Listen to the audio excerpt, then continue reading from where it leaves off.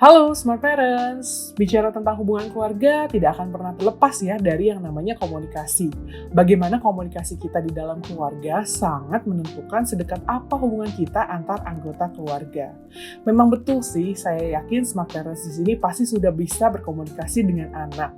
Oleh karena itu, yang akan kami bagikan adalah cara untuk menyempurnakan komunikasi orang tua dan anak agar komunikasinya menjadi lebih efektif. Nah, sebelum itu, kenapa ya kira-kira kita perlu menyempurnakan komunikasi menjadi lebih efektif? Smart Parents pasti pernah mendengar dong istilah work smarter, not harder, yang mengartikan bahwa bekerjalah dengan pintar dan efisien bukan hanya dengan kerja keras.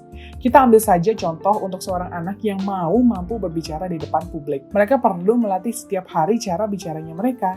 Jadinya setiap hari mereka berlatih di depan cermin dan berlatih di depan kelas online ketika ia melakukan presentasi. Anak ini berjuang sangat keras untuk menemukan komposisi yang tepat agar cara bicaranya terdengar enak di depan guru maupun teman-teman lainnya. Namun tidak disangka-sangka hasilnya juga kurang memuaskan. Padahal anak ini sudah berjuang sekuat tenaga untuk melatih cara bicaranya. Kira-kira apa ya Smart Parents yang kurang dari usaha anak ini? Berlatih sudah, praktek pun juga sudah. Nah, tapi Smart Parents yang belum ia coba adalah mengikuti kelas public speaking seperti yang ada di IDE Plus, yaitu program Future Speaker Academy, di mana anak-anak akan belajar melatih vitamin. Nah, vitamin yang di sini bukan vitamin C atau vitamin yang lain ya Smart Parents ya, tapi vitamin itu termasuk V adalah volume, I adalah intonasi, T sebagai tempo, A sebagai artikulasi, dan min sebagai meaning dari yang ingin disampaikan si anak.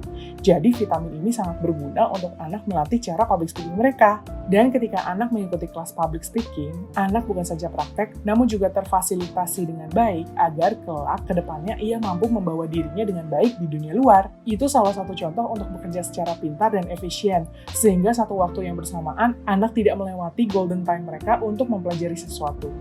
Hal ini sama saja dengan komunikasi yang efisien dan efektif. Ketika Smart Parents berhasil untuk mempraktekkan hal ini, maka segala sesuatunya akan lebih mudah berjalan, sehingga komunikasi menjadi sangat mudah untuk dilakukan. Kira-kira apa ya Smart Parents yang menjadi tips komunikasi efektif? Nah, kita bisa saja ingat-ingat dengan kata-kata SIM ya Smart Parents. Hal ini kita anggap sebagai SIM ketika kita berbicara. SIM ini kita bisa jadikan sebagai sertifikat pembicara efektif sepanjang masa ketika Anda mempraktekannya dengan sesuai. Nah, apa aja tuh SIM-nya? S yang pertama memiliki sebagai suara. Nah, suara nih ya Smart Parents. Dalam komunikasi verbal, suara merupakan hal yang sangat vital. Salah penggunaan suara akan menyebabkan orang lain enggan mendengarkan kita. Saat berbicara, hendaknya Smart Parents menggunakan besar suara yang sedang atau kecil. Hindari penggunaan suara besar, keras, berteriak karena akan membuat kawan bicara kita menutup jalur komunikasi dengan kita. Seperti contohnya ini Smart Parents, kalau saya berbicara dengan suara keras ini, bukankah Smart Parents menjadi kaget dan ingin mengecilkan suara ini? Nah, berarti suara saya barusan tidak cocok ya Smart Parents ketika kita hendak menasihati anak. Karena pasti langsung otomatis anak ingin mengecilkan volumenya. Smart Parents dapat mempraktekkan hal ini di rumah saat sedang berbicara dengan anak atau pasangan Anda. Gunakan suara kecil, maka otomatis mereka akan mendekatkan diri. Seperti apa yang sedang Anda lakukan saat ini? Boleh loh diulang Smart Parents kalau tidak terdengar suara saya barusan. Nah, kenapa ya hal tersebut dapat terjadi?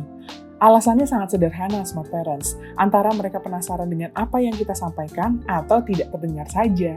Apapun alasannya, sebetulnya kita sudah mendapatkan perhatian mereka untuk mendengarkan kita. Jadi, kalau ingin komunikasi antara keluarga lancar, hindarilah penggunaan suara besar, kecuali dalam keadaan darurat. Kedua, I yang dimaksudkan adalah mengenai intonasi. Intonasi adalah nada bicara yang digunakan. Smart Parents mungkin tahu kalau dalam bernyanyi kita ada 7 nada ya Smart Parents. Sedangkan dalam berbicara kita bisa menggunakan 3 nada bicara, yaitu rendah, sedang, dan tinggi. Masing-masing nada bicara memiliki fungsi yang berbeda-beda. Nada bicara yang tinggi biasanya membawa luapan emosi yang tinggi.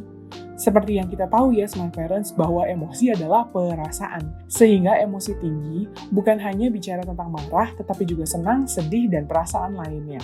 Sedangkan nada bicara rendah bisa digunakan untuk menaikkan impresi bagi yang mendengarkan karena terkesan lebih tenang, bijak, dan elegan. Jadi saat kita berbicara dengan pasangan atau anak, sesuaikan nada bicara dengan tepat agar apa yang ingin disampaikan tidak hanya masuk ke telinga mereka, tetapi juga masuk ke hati mereka. Yang ketiga yaitu M, maksud bicara. Jadi, jika kita sudah menggunakan suara dan intonasi yang baik, namun maksud kita berbicara masih kurang tepat, maka komunikasi pun tidak dapat berjalan dengan baik.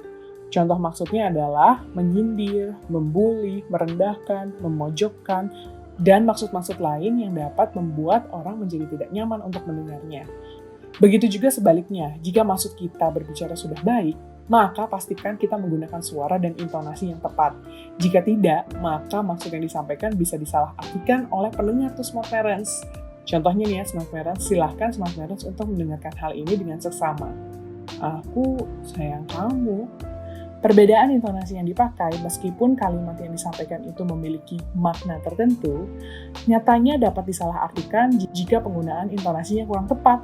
Jadi kesannya bertanya gitu ya Smart Parents, aku sayang kamu. Nah itu dia Smart Parents mengenai SIM dalam berkomunikasi. Dijamin setelah ini komunikasi akan menjadi lebih mudah. Tapi ingat juga ya Smart Parents, kunci yang paling penting juga adalah konsistensi dan komitmen.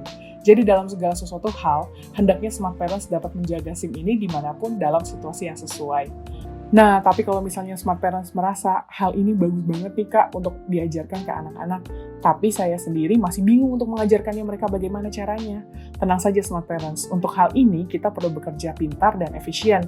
Smart Parents bisa langsung saja membuka website kami di idplus.co.id, klik di bagian program, dan klik Future Speaker Academy. Di kelas ini, anak akan dilatih cara berbicara mereka dengan baik loh. Tidak hanya ketika mereka di rumah, namun juga untuk mereka ketika di sekolah, dan juga untuk masa depan mereka. Langsung saja ya Smart Parents untuk menghubungi kami melalui WhatsApp atau klik linknya di bagian description box kami. Dengan penggunaan SIM yang tepat, maka dapat dipastikan komunikasi antar keluarga akan menjadi lebih baik. Komunikasi yang baik akan membangun hubungan emosional yang baik. Nah, hubungan emosional yang baik nih ya Smart Parents, bisa dipastikan bahwa kebahagiaan keluarga dapat terwujud. Yuk, Smart Parents kita pakai SIM kita di rumah. Jika Smart Parents merasa bahwa video ini bermanfaat, jangan lupa untuk subscribe, like, dan komen hal-hal yang mungkin menjadi pertanyaan Anda. Terima kasih sudah mendengarkan bersama Ide Plus, inspirasi dan edukasi parenting. Sampai jumpa di video berikutnya.